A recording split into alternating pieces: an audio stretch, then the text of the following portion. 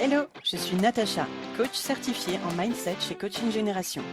Après des années en tant que cadre manager en industrie, je suis devenue coach consultante et formatrice et j'aide les entrepreneurs à faire progresser leur posture managériale et à se créer un écosystème vertueux. Si vous êtes à la recherche de techniques modernes, d'outils et d'astuces en management, leadership et d'une bonne dose d'énergie, vous êtes au bon endroit. Dans ce podcast, je vous partage tout pour vous inspirer, intégrer de nouvelles pratiques et insuffler une dynamique humaine et authentique dans vos équipes. Alors, installez-vous, c'est parti pour l'épisode du jour.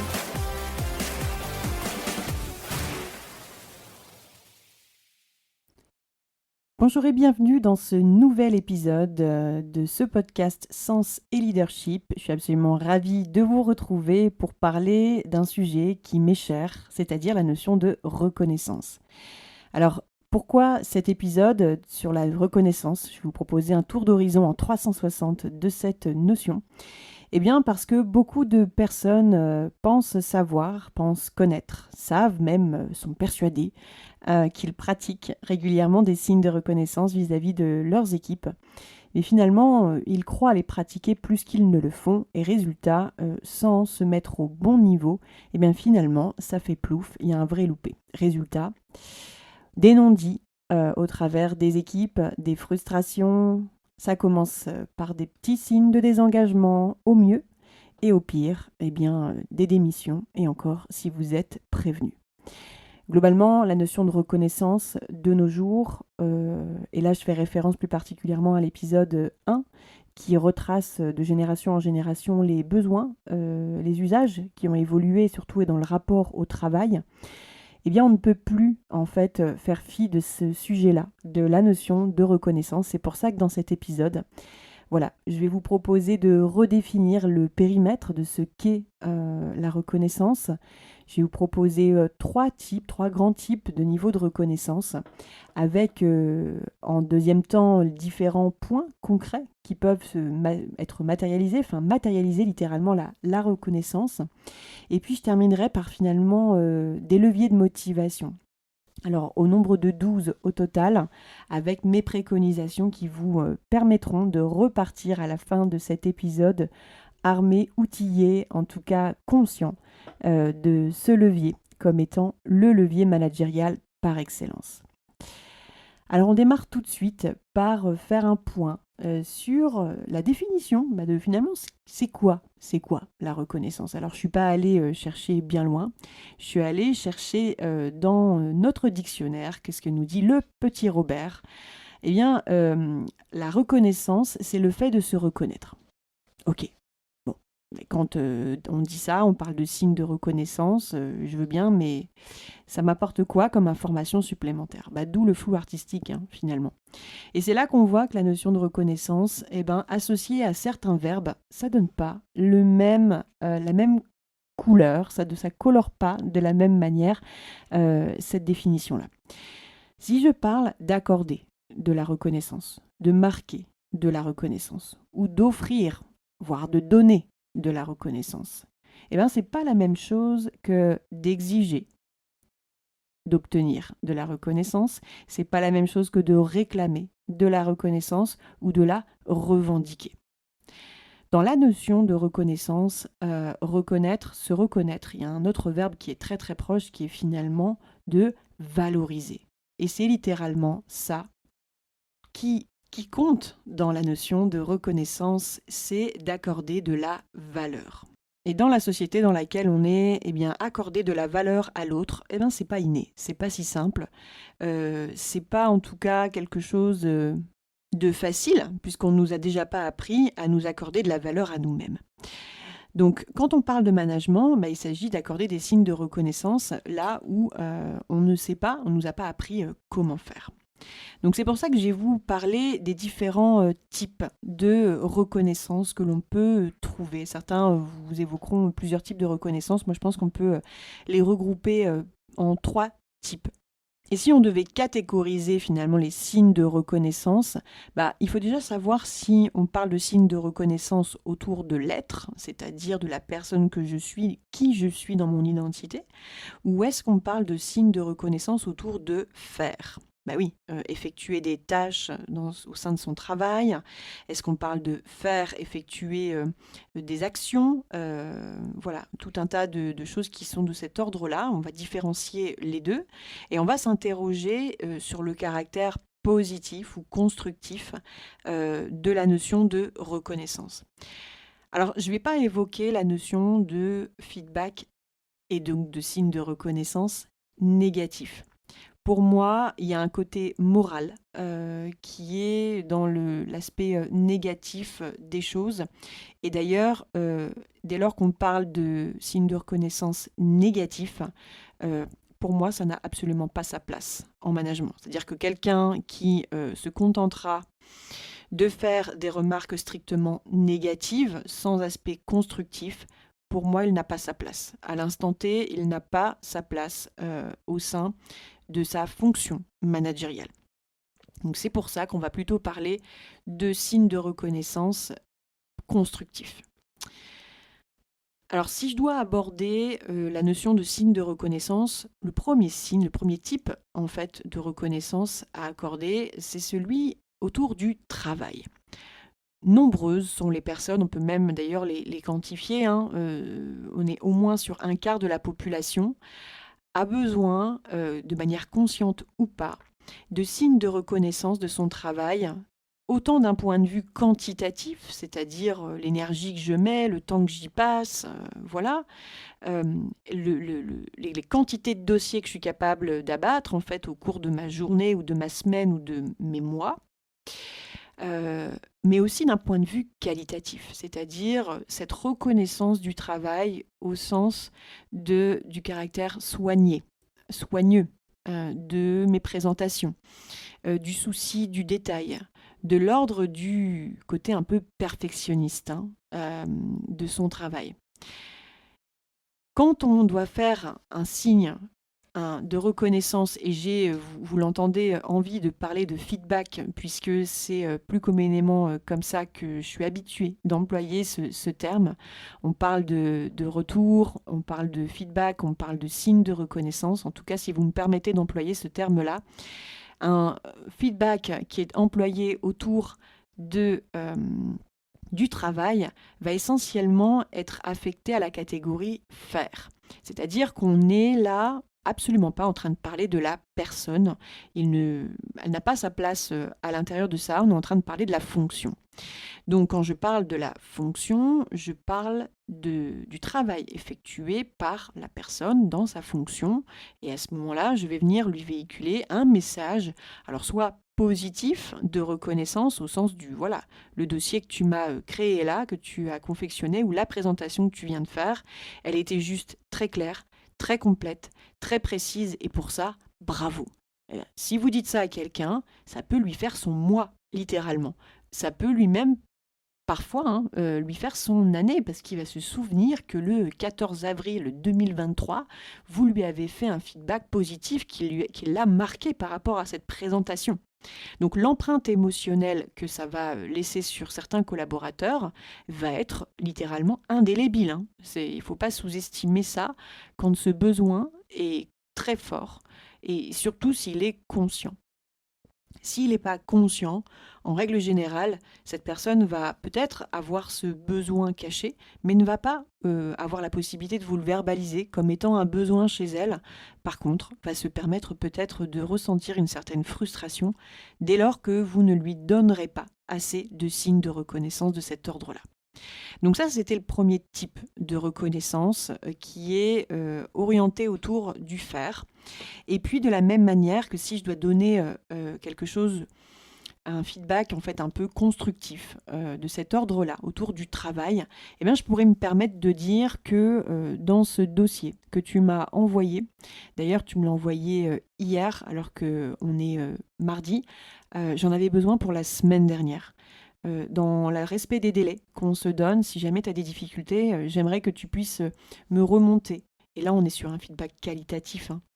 J'aimerais que tu puisses me remonter tes blocages de sorte à ce qu'on puisse trouver une solution, en fait, pour pouvoir gérer ces délais pour la prochaine fois. Ça m'a mis dans un inconfort hier, je n'avais pas tous les éléments vis-à-vis du directeur. Ben ça peut être un feedback constructif sur un travail Alors non pas quantitativement, mais qualitativement, qui n'a pas été rendu et qui a mis dans l'embarras mon N plus 1. On peut aussi avoir un travail qui, au niveau quantitatif, n'est pas dans les clous. Enfin, je m'aperçois qu'en termes d'organisation, on s'est fixé des objectifs, des réalisations, et tu es régulièrement en retard par rapport à tes réalisations, ou alors les dossiers que tu me rends sont incomplets. Que se passe-t-il? Voilà, j'aimerais comprendre qu'on puisse vraiment se dire les choses, etc. Ça, c'est aussi quelque chose qui est très constructif. Encore une fois, vous voyez que dès lors qu'on va vers un caractère constructif d'un feedback, eh bien, il y a cette notion de co-responsabilité. La co-responsabilité qui est de partager le résultat, quoi qu'il advienne, que ce soit positif ou pas, en tout cas de ne pas reporter toute la responsabilité sur le collaborateur, mais de la prendre pour soi également. Donc vous l'aurez compris, quand il s'agit de donner des signes de reconnaissance, de donner du feedback, il s'agit de bien comprendre à quel niveau vous voulez le faire dans un premier temps. On vient de parler du premier signe de reconnaissance qui est autour du travail. J'ajouterais que si vous voulez étoffer ce signe de reconnaissance-là, qui est quand même assez étendu, sachez être très précis et factuel, orienté sur le savoir-faire. Et j'ai envie de dire, autour du savoir-faire, il y a également cette notion autour de la façon dont la personne gère son temps, gère son organisation de travail. Ça peut être un élément complémentaire, supplémentaire, pour pouvoir venir remercier un collaborateur qui s'en sort particulièrement bien par rapport à ces signes de reconnaissance. Alors, si je dois faire la jonction maintenant entre un signe de reconnaissance lié au travail qui est directement lié au savoir-faire et tendre vers quelque chose autour de l'être, c'est-à-dire du savoir-être. Il y a de vrais warnings à aller vers l'être, c'est-à-dire on tend vers la personne. Et c'est là que ça peut être touchy parce que on peut avoir des considérations personnelles, on peut aller vers des impressions de favoritisme, on peut aller dès lors qu'on fait une remarque un petit peu sympathique qui peut être connotée, qui peut être ambiguë. Donc c'est pas si simple en fait d'opérer des signes de reconnaissance autour du savoir-être sans tomber dans des considérations aujourd'hui où on franchit une barrière, une limite, une frontière qui serait de l'ordre de l'inacceptable pour certains, et puis d'autres qui s'en offusqueraient littéralement complètement. Donc le deuxième type de reconnaissance, on va plutôt évoquer la notion d'engagement. Donc là, on parle moins du caractère responsable, précis, factuel, organisé, structuré de la personne. On va plutôt parler de son caractère observateur, impliqué, consciencieux, vraiment travailleur au sens de l'implication. Ces personnes-là sont particulièrement sensibles et sont, de par leur implication d'ailleurs, extrêmement engagées. C'est des personnes qui en général ne comptent pas leurs heures. C'est ce qui fait que ne comptent pas non plus le niveau d'énergie et d'implication qu'elles peuvent mettre dans leur travail. Si elles sont avec vous, c'est que c'est viscéral, c'est que c'est dans leur ADN et que c'est normal. Donc les remercier pour un travail fourni, naturellement, vous allez voir que la réaction va être « mais c'est normal en fait ». Donc elle ne va pas être finalement touchée par cette notion de merci pour le travail, bravo pour ce que tu as accompli, etc. Mais ça va vraiment être au sens de la dévotion, de l'implication, de l'engagement, encore une fois, des opinions qu'elle défend. Et c'est ça qui va vraiment compter pour elle plus qu'autre chose. Donc ce deuxième niveau de reconnaissance, ce deuxième type de reconnaissance va faire que je vais avoir un discours légèrement différent. Je ne vais pas toucher les mêmes zones, en fait, du cerveau, et puis je vais pas toucher non plus les mêmes personnes. La difficulté, c'est de venir savoir qu'est-ce que je dois dire, à qui je dois dire, comment je dois le dire, et donc c'est pour ça que déjà on scinde les trois types de reconnaissance.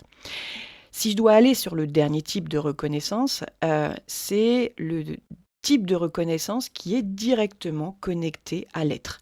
Donc, on est passé d'un type de reconnaissance où on était orienté sur le savoir-faire pur, on est passé vers un type de reconnaissance hybride qui est à la fois sur la notion de travail, mais aussi sur la dimension du savoir-être, pour aller vers le troisième type de reconnaissance qui est littéralement orienté autour de la personne. Et j'ai envie de dire, même si humainement parlant, on connecte à quelque chose de très authentique, c'est littéralement le plus dangereux. Parce que on pourrait, c'est là qu'en fait les ambiguïtés peuvent naître. J'ai même envie de dire, que ce soit positif ou constructif, attention, parce que ça peut être connoté. Autrement dit, là je m'adresse à des personnes qui globalement ont un besoin fort de connexion humaine, une notion d'empathie. C'est des personnes qui ont une authenticité certaine, qui ont un besoin de sincérité fort et d'honnêteté, besoin de connexion humaine, et donc qui, oui, vont être touchés bien évidemment par les 2 types de reconnaissance précédents, mais ça aura beaucoup moins, par exemple, d'impact que si vous lui dites «Tiens, bah, tu as changé de lunettes, ça te va bien?» Oh, alors là, ça veut dire que vous la voyez, vous la reconnaissez. Il y a quelque chose de l'ordre du «Tiens, j'ai vu que tu avais changé de style vestimentaire. Tiens, il s'est passé quelque chose.» Enfin, qu'on questionne sur des éléments qui n'ont rien à voir avec le travail, elles seront beaucoup plus touchées par ça, parce que c'est un petit peu comme dans le film Avatar, I see you. Je te vois, je te reconnais. Et donc, dès que c'est basé sur la personne, dès que vous remarquez des petits signes qui n'ont pas été communiqués, vous savez, qui n'ont pas été partagés, et que vous le voyez, ben, la personne, elle sera vraiment, sincèrement et profondément touchée. Et la grande force que ça a, ce type de reconnaissance-là, c'est que dès que vous actionnez, encore une fois avec sincérité, hein, j'y reviendrai, mais un signe de reconnaissance qui est donné sans sincérité absolue, j'ai envie de dire, n'essayez pas. Parce que c'est ce qu'on appelle aujourd'hui, c'est du bullshit, hein. C'est-à-dire que la personne va comprendre, va reconnaître que vous surjouez finalement votre rôle là et que vous ne le pensez pas. Donc, abstenez-vous. Et ça, c'est vraiment, moi j'ai envie de dire mon plus gros conseil, hein, mais abstenez-vous de donner un quelconque signe de reconnaissance si vous ne le pensez pas sincèrement et de manière authentique. L'intérêt ici, c'est que la personne qui a besoin de ce type de reconnaissance, elle a un respect profond de l'autre, le sens du service, le sens du faire plaisir à l'autre. Et donc, comme elle, naturellement, elle est câblée comme ça, naturellement, si vous la reconnaissez, vous prenez soin d'elle. Et elle se sent respectée. Et à travers ce type de reconnaissance-là, c'est ce qui va faire qu'elle va s'engager, qu'elle va se donner corps et âme pour vous, pour son travail, parce que c'est vous, encore une fois, en tant que leader et non pas en tant que manager. Voilà, votre niveau d'implication, l'implication que vous avez vis-à-vis d'elle, eh ben, ça va être rendu au centuple. Donc maintenant qu'on a investigué sur ces 3 types de reconnaissance, je vais vous donner à présent tout ce qui peut être de l'ordre de la manifestation de la reconnaissance. La manifestation de ces signes de reconnaissance, ça vous donne littéralement une posture d'autorité, en fait, hein. Une posture en tant que leader et qui peut être vécue à différentes occasions, hein. La reconnaissance n'est pas seulement liée au salaire, même si c'est quelque chose qui compte, hein, bien évidemment. Vous vous en apercevez aujourd'hui, vous pouvez donner le meilleur salaire à un Gen Z, à une génération Z. C'est pas ce qui va faire que potentiellement il va rester avec vous durablement. Donc, quels sont les différents leviers de reconnaissance? Un levier assez simple qui concerne le niveau d'engagement, c'est de donner du sens. Donner du sens, c'est de donner des niveaux d'explication liés au métier, au travail fait, du sens au sens du développement personnel, des compétences de chaque collaborateur. Vous avez cette notion de considération sociale, en fait, donnée par le travail, le niveau d'autonomie laissé, cette considération sociale de la fonction au sein de l'entreprise, avec cette autonomie que vous lui accordez, c'est vraiment cette confiance, en fait, accordée qui va faire preuve de signes de reconnaissance en soi. Tout ce que je vous dis là est un acte managérial. Donc n'oubliez pas de le mentionner en disant écoute, je t'accorde ça, je te donne ça, et sache que c'est pas du hasard, c'est pas parce que c'est normal acquis, c'est moi qui l'ai décidé. C'est quelque chose qui est conscient pour que la personne en face de vous comprenne qu'à un moment donné, les choses ne se font pas par hasard et que vous avez réfléchi à votre posture. C'est un vrai acte managérial. Donc en 1, le sens, en 2, la considération sociale, en 3, le soutien, également dans la réalisation d'une mission qui peut être très très important. Voilà, je suis là pour toi et c'est normal en tant que manager, en tant que N+1, c'est mon rôle, c'est mon devoir et je suis là pour toi. Ce soutien peut être important. Vous pouvez avoir également en 4 une délégation de pouvoir que vous donnez à votre collaborateur. Délégation de pouvoir, c'est cette représentativité que vous lui accordez quand, en votre nom, il va aller auprès d'un client, auprès d'un prospect, auprès de voilà X ou Y personnes, porter un discours qui est la continuité du vôtre. Vous avez aussi la notion d'intérêt, c'est-à-dire l'intérêt pour le travail, l'intérêt que vous accordez à la personne, les questions que vous allez lui poser. Vous avez bien évidemment aussi cette notion de salaire qui est là au sens de la reconnaissance, des primes, mais il n'y a pas que ça aussi. Il y en a tout un tas d'autres que là je vais lister plus rapidement. Mais rien que d'avoir un emploi, CDI, c'est une notion de reconnaissance. Quand une personne passe d'intérimaire à salarié, c'est une forme de reconnaissance. Et ça, il faut le dire. Vous avez aussi le climat, l'ambiance, c'est-à-dire la convivialité, l'humour, les rires, tout ce que vous pouvez mettre en œuvre autour de se lâcher la grappe, même sur le lieu de travail, qui peut être une forme de reconnaissance. L'ambiance, en fait. Vous avez la valorisation verbale de tout ce qu'on vient de se dire, avec les 3 types de reconnaissance. Vous avez également les conditions de travail, la mobilité, les aménagements de poste, les aménagements autour des congés, la formation professionnelle aussi, la légitimité que vous donnez à chaque personne dans sa fonction d'être ou de faire certaines choses, mais aussi, pourquoi pas, la possibilité pour certaines personnes, dans des projets plus personnels, de venir exprimer leur talent. Je ne sais pas, peut-être que vous avez une personne qui est assistant comptable ou assistant administratif, qui a des talents pour la peinture et vous allez, je ne sais pas moi, lui accorder une petite place pour un de ses tableaux dans l'agence. Et ça, c'est formidable pour cette personne. C'est quand même une reconnaissance pour des talents certes personnels, mais qui viennent valoriser l'intérêt aussi que vous avez pour elle et puis la possibilité qu'elle a de s'exprimer et de voilà, avoir un petit bout d'elle à l'intérieur de votre entreprise. Vous avez également toutes les perspectives d'évolution et de carrière qui, quand elles sont nommées, sont de vrais signes de reconnaissance. À présent, je vais vous proposer de passer aux 12 leviers de motivation. Alors, à utiliser sans modération, comme je le disais, c'est-à-dire que l'objectif ici, c'est alors déjà les déterminer pour vous, mais aussi de venir déterminer pour chacun de vos collaborateurs ce qui fonctionne le mieux.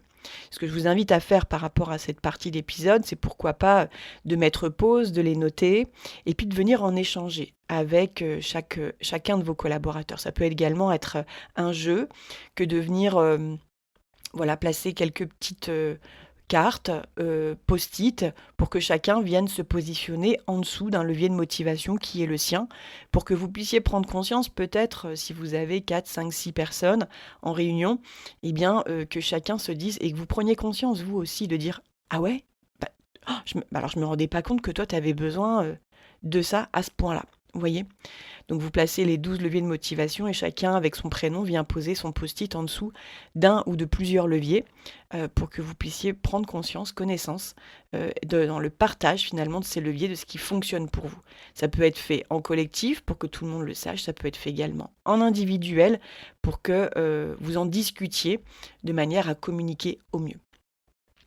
Alors ces leviers de motivation dont je vais vous parler, ça concerne en fait le cercle pour la motivation selon le think tank en fait, qui est assez connu. Je commence par le premier, qui est premier levier de motivation. Je peux être et me sentir motivée dès lors que je suis responsabilisée dans mon activité. Ça peut être un vrai levier. Je peux me sentir motivé dès lors que ma mission et mes objectifs sont explicites, compris et acceptés.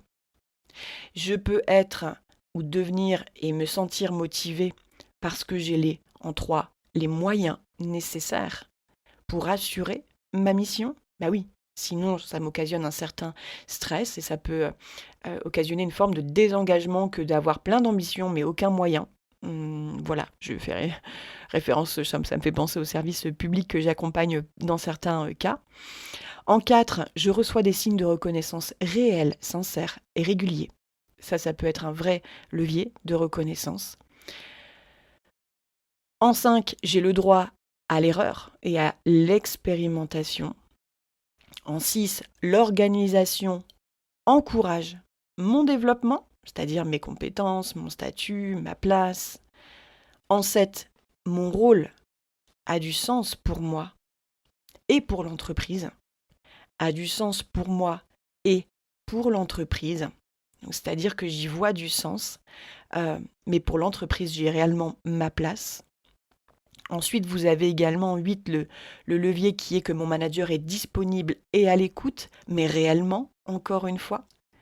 En 9, je travaille sur des sujets qui m'intéressent. C'est un vrai sujet parce que des fois, vous pouvez confier des sujets en pensant que la personne, par sa compétence et sa fonction, c'est OK. Et en fait, ça l'intéresse absolument pas. Si on ne se le dit pas, ça ne marche pas, ou moins bien.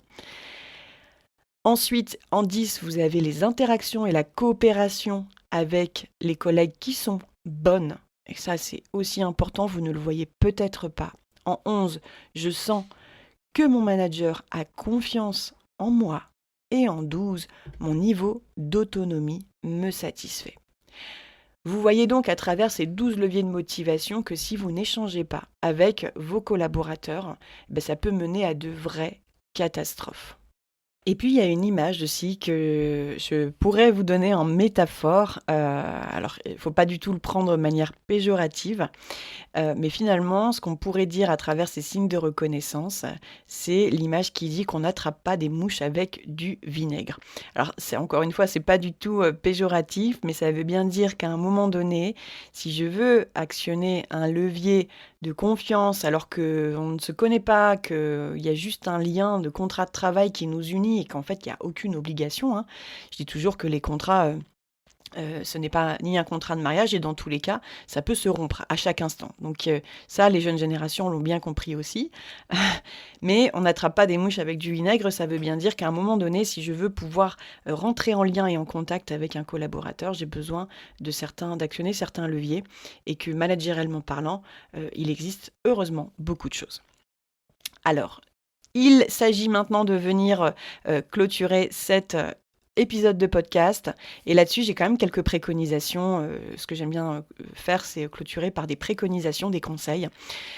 Mon premier conseil, testez, voyez, en fonction de chaque collaborateur, ce qui fonctionne le mieux pour travailler votre qualité d'écoute active, votre niveau d'observation sur les signaux faibles. Ça, c'est mon premier conseil. Il faut tester, y aller, expérimenter pour comprendre ce qui fonctionne et ce qui me convient le mieux en termes de feedback et la façon dont je peux donner, valoriser finalement la personne qui est en face de moi. Mon deuxième conseil, demandez. En fait, si vous n'êtes pas à l'aise avec le fait de dire tout de suite, eh bien commencez finalement par demander pour clarifier finalement avec chacun ce dont il a besoin. Pour, troisième préconisation, développer la confiance en fait. Le but c'est ça, c'est à quoi sert l'écoute active et le développement de toutes ces capacités-là, c'est de développer la confiance, d'avoir des accords de travail, de se mettre d'accord et de développer, maintenir des relations mutuellement satisfaisantes. C'est littéralement l'intérêt. Donc ce qu'il y a à retenir dans cet épisode, c'est que finalement, les signes de reconnaissance, ce sont de vrais actes managériaux. Et ces actes-là parlent d'autant plus de votre capacité à identifier la valeur chez l'autre. d'identifier, aussi de déterminer votre capacité à gérer des relations mutuellement satisfaisantes, de faire en sorte de venir conscientiser, les comportements, le niveau de connaissance que vous avez déjà vis-à-vis de vous-même, vis-à-vis de l'autre, pour mieux gérer la relation et établir ces liens de confiance. J'aime bien poser la question aussi de pourquoi vous travaillez? Pourquoi travaillez-vous au quotidien? Souvent, les gens me disent: «Ben, je travaille pour un patron». Ah, je dis: «Non, c'est pas ça». «Bah, je travaille pour moi alors». «Bah non, non plus». On oublie souvent qu'on travaille pour un client. On travaille pour un client. Si vous êtes en entreprise, c'est bien parce que vous répondez à un besoin client qui va venir, au travers d'un produit ou d'un service, venir chercher quelque chose chez vous pour pérenniser votre entreprise. Alors oui, bien évidemment, il y a tout un tas de choses autour de comment pérenniser l'entreprise, c'est pas le sujet. Mais finalement, c'est là qu'on voit que quand on se met ensemble autour d'un objectif commun, autour du client, eh ben, on enlève les considérations personnelles et individuelles et on apprend à se parler, on apprend à travailler ensemble et non pas à dire tu travailles pour moi. Ce qui est un non-sens en soi et qui finalement inclut des jeux psychologiques qui sont pas simples puisqu'il y a un lien de subordination qui devient non pas un lien contractuel mais un lien d'ascendant, de supériorité. On dit bien d'ailleurs que je suis le supérieur hiérarchique. Donc tous ces éléments de langage-là, ça peut biaiser un petit peu la relation. Donc je vous remercie d'avoir écouté cet épisode jusqu'au bout. N'oubliez pas de laisser un avis en commentaire de ce podcast. Ça aide grandement à le faire connaître et à le développer. D'ici là, je vous souhaite une belle journée ou soirée où que vous soyez. Et je vous dis à très bientôt dans un prochain épisode. Bye bye.